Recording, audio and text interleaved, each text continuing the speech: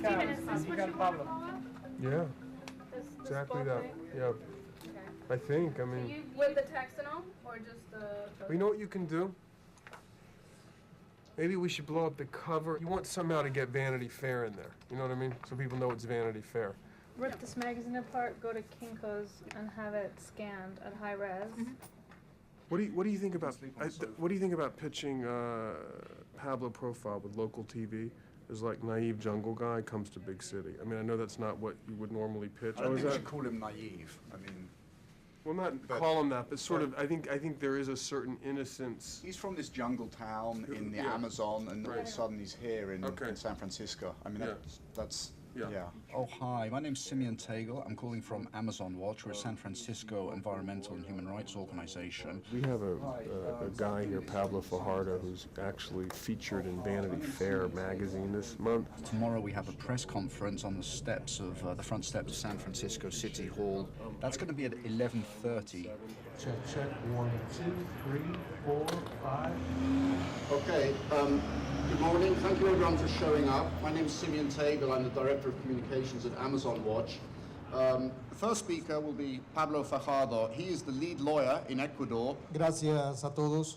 Thank you all for being here. He venido acá So I've come here un poco para informar.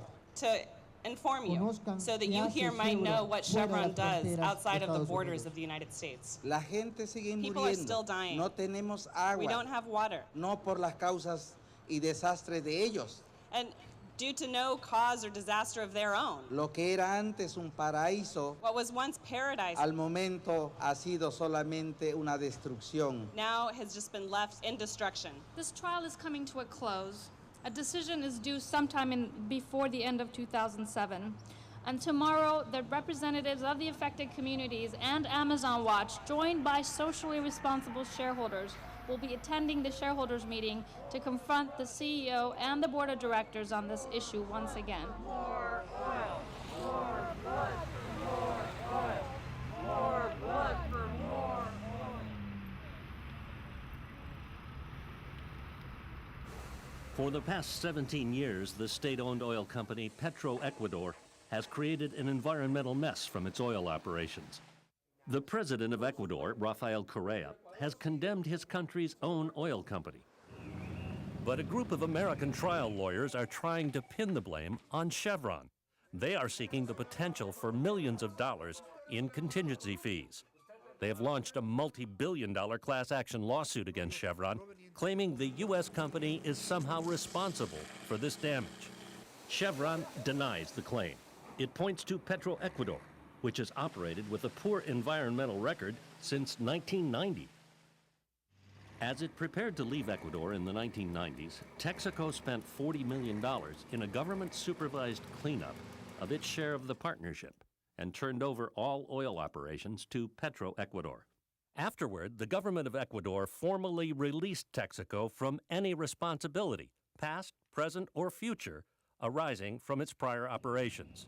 So why would the trial lawyers go after Chevron? One Wall Street Journal columnist says the answer is simple, because Chevron is where the money is. He called the lawsuit an Amazonian swindle. He's right, and Chevron will defend itself.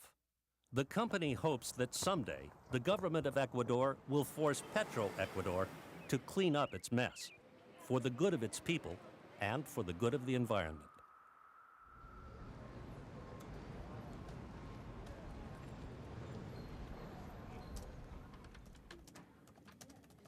Okay, 227. 5932. 227-3533. The president of Ecuador has suddenly decided he wants to go visit the Amazon and see what Texaco did on Thursday when he's here, and I'm here. Bad timing. Hello? Yes, Okay, hey Luis, ¿cómo estás? aquí cansadísimo, acabo de salir recién de la presidencia coordinando esas cosas. Chuto, hombre. Okay, ¿tú quieres considerar el regreso? Es posible que Pablo va a volver. ¿Ya? Él puede estar en Quito mañana por la noche. ¿Ya? Pablo Fajardo, muy amable. Tenga la bondad, Luis. Ok, te felicito. hemos logrado algo muy importante en este caso. Todavía hay que ver. Ya somos amigos con el presidente.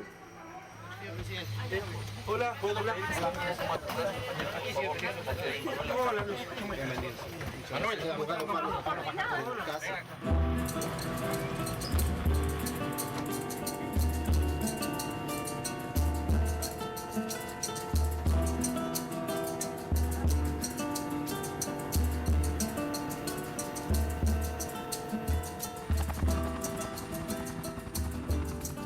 This is incredible. I'm getting emails from the jungle. This is historic. I mean, we've never had a president in Ecuador in all the years of this case who's ever given a damn about the victims of this contamination. This is exactly what we've been waiting for a long time. El dueño de esta finca, señor Manuel Salinas, vive aproximadamente 30 años en este lugar.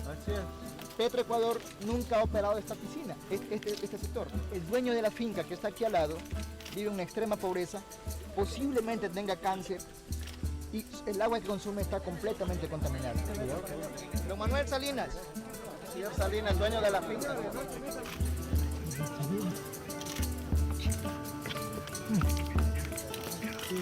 Este pozo, esta piscina, nunca ha sido operada por Petroecuador, porque ahora Texaco no niega el daño ambiental, pero dice que fue Petroecuador, por favor. Que el mundo se entere de esto. ¿Cuántas veces mayor que Exxon Valdez? 30 veces mayor el daño. Pero Exxon Valdez fue en los Estados Unidos. Entonces no importa esto, por favor. I think we ought to get this on the PR newswire. You know, I think the headline is basically, you know, President of Ecuador blasts Chevron.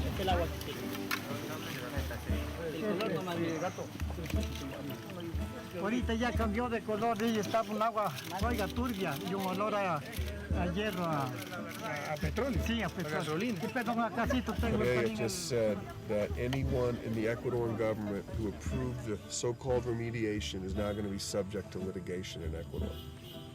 Those guys are shitting in their pants right now.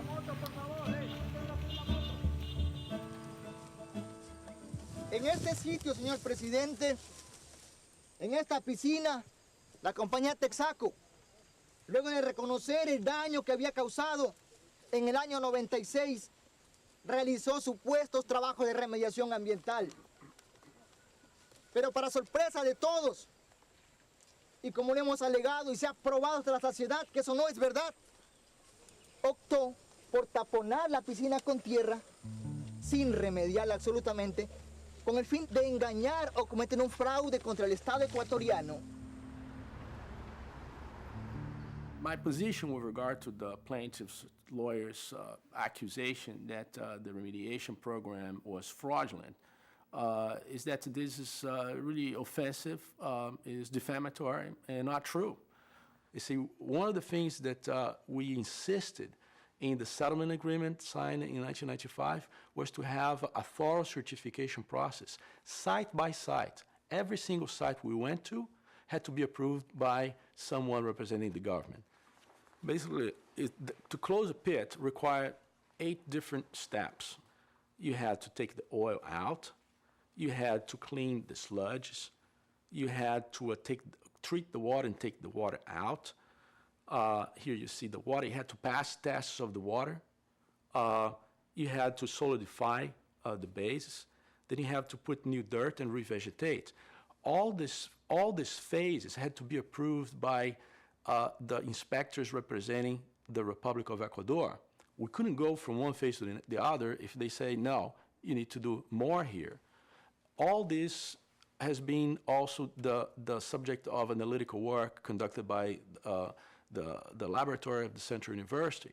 So for someone to say that we just push dirt on the pits, it's absolutely untrue. We have tons of photographs before and after. We have tons of certificates, and the record shows that.